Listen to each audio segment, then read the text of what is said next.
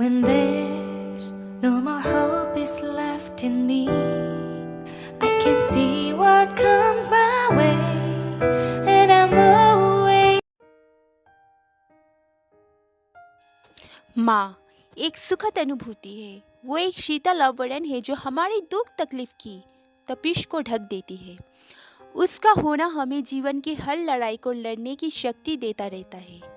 सच में शब्दों से परे है माँ की परिभाषा।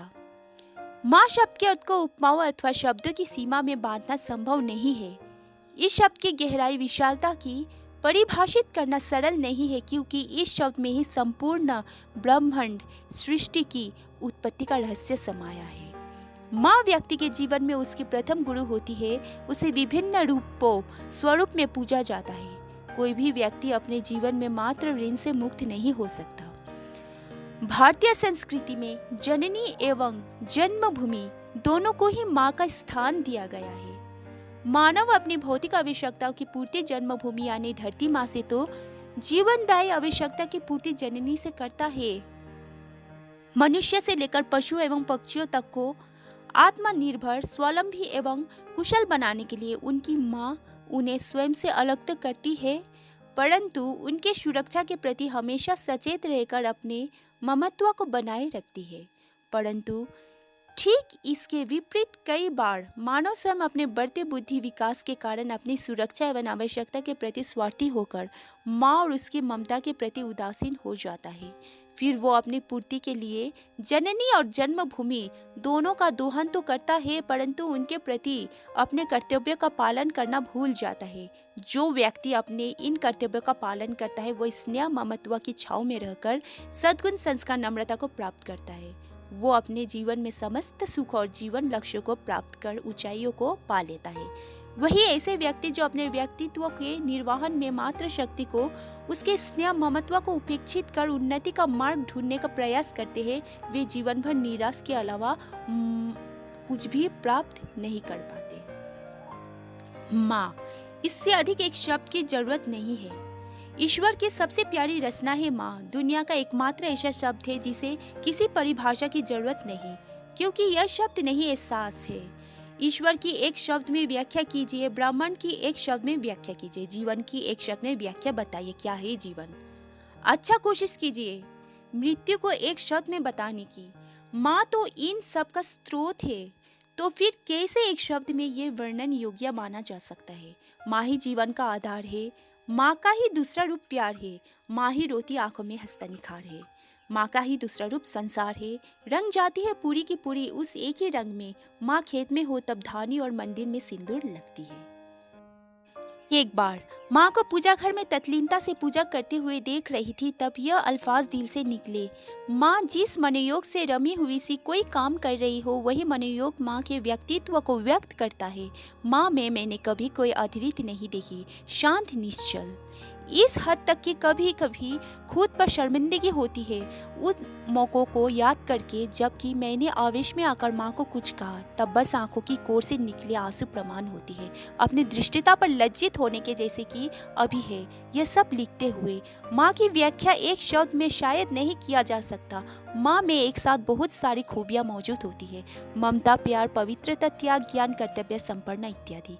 माँ को शब्दों में नहीं व्यक्त किया जा सकता है, अर्थात माँ अनमोल है। माँ तुम समुद्र से जान पड़ती हो, हृदय विशाल, करुणा की मूरत, स्नेह से संपूर्ण, ममतामयी। समुद्र के समान माँ भी परिस्थितियों से विचलित नहीं होती, परस्पर अनुकूल और विपरीत परिस्थितियों के अनुसार ढल जाती है। समुद्र की भांति माँ के अंत वर्णन में बसे है अनगिनत बहुमूल्य उपहार जो समय समय पर तुम हम पर न्योछावर करती आई हो। माँ एक ऐसा शब्द है जिसकी व्याख्या करना लगभग असंभव है। एक शब्द तो क्या, शायद एक महापुराण भी छोटा पड़ जाएगा।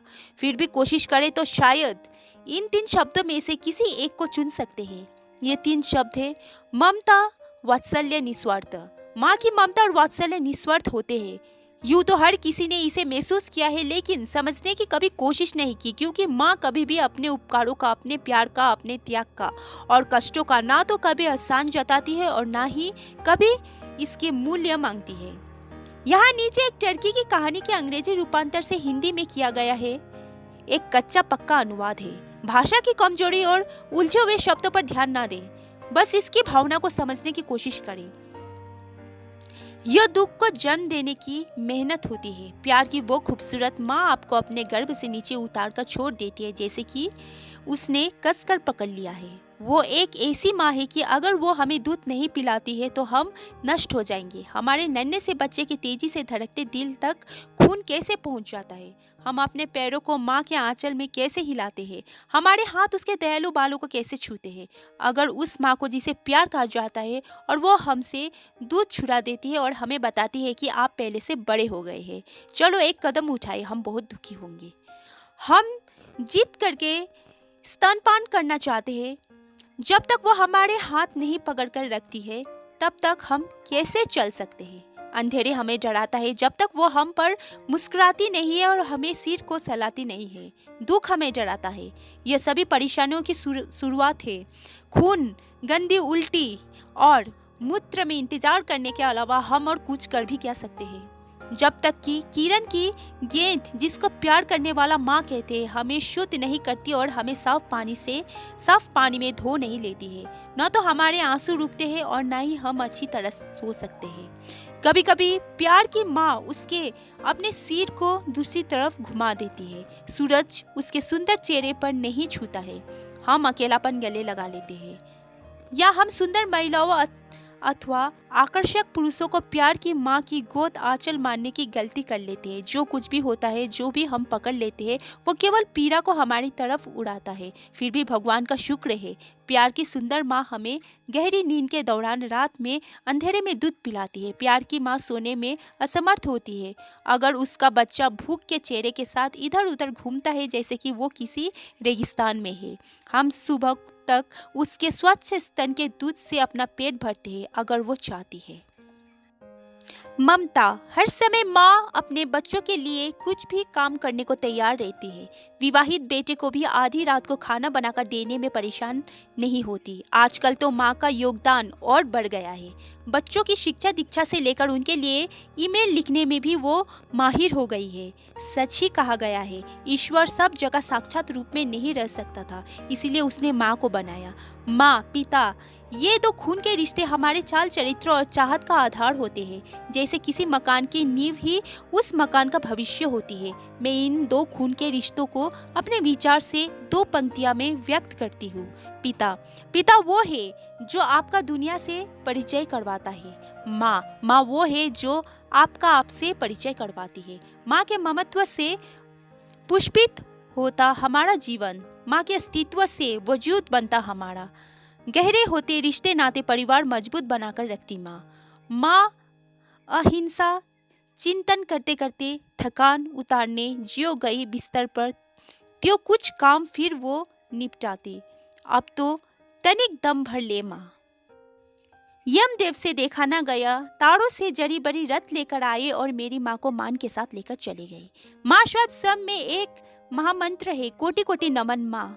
संपूर्ण एक शब्द में माँ की व्याख्या करने की किसी को कोई परेशानी नहीं होनी चाहिए। माँ संपूर्ण है। अनंत ब्रह्मांड से सबसे संपूर्ण सुख है माँ। हर दुख का संपूर्ण विनाश है माँ। प्यार में और बलिदान में संपूर्ण है माँ। भगवान से भी संपूर्ण, दानव के सामने संपूर्ण दुर्गा है माँ। त्याग, हाँ यही व्याख्या ठीक रहेगा, क्योंकि माँ का स्वरूप लेते ही एक स्त्री अपने संतान की मन की इच्छाओं के आगे अपनी सारी इच्छाओं का त्याग कर देती है।